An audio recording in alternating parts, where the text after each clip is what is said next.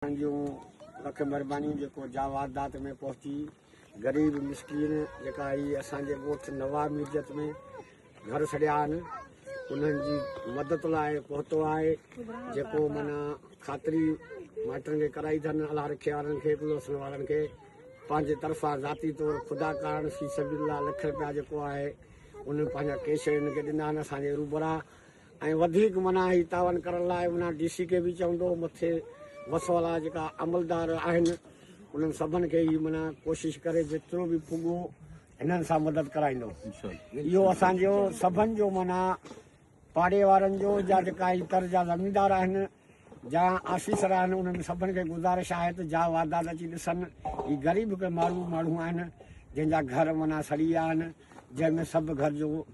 ॾाज माना ॿारनि जो कपिड़ा लटा ऐं 3 जानवर हिननि जा ॿकरियूं हुयूं उहो माना जेकियूं आहिनि सड़ी वियूं आहिनि कुझु ॿिए माल खे बि थोरो नुक़सानु थियो पर उहो माल बची वियो। अलाह जी महिरबानी सां इहो अहसान थियो जो ॿाॾा बच्चा इहो बची विया आहिनि जानी नुक़सानु कोन थियो आहे बाक़ी माली नुक़सानु वधि में वधि थियो आहे। माना जेका असां वटि अहिड़ा भाउ असां वटि हली ईंदा असांजे मारूरनि जी मदद कंदा जीअं अज़त अली बेरहमानी अॼु सुबुह सवेर ॻाल्हि ॿुधण सां असांजे ॻोठ में पहुतो आहे असांखे तमामु ख़ुशी आहे। असां दिलि सां चवंदा ईअं कोन तुंहिंजी मुंहं जी ख़ुशामद था कयूं इहो वॾी हिन जी इज़त ख़ान बेरहमान जी महिरबानी आहे जेको असांजे माना ॾुख में असांजे माइटनि अज़ीज़त वटि ॻोठ नवाब मिर्जत में पहुची जेको मारूर ऐं ग़रीब मिसकिननि जी मदद कई आहे। अलाह ताला हिनखे वधि में वधि ख़ुशि कंदो।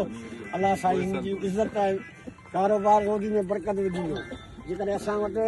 इज़त जहिड़ा माण्हू पहुता ऐं एॾी मदद कयूं त सलाहनि जा घर माना बिना पका थी वेंदा। साईं जी वधि में वधि महिरबानी।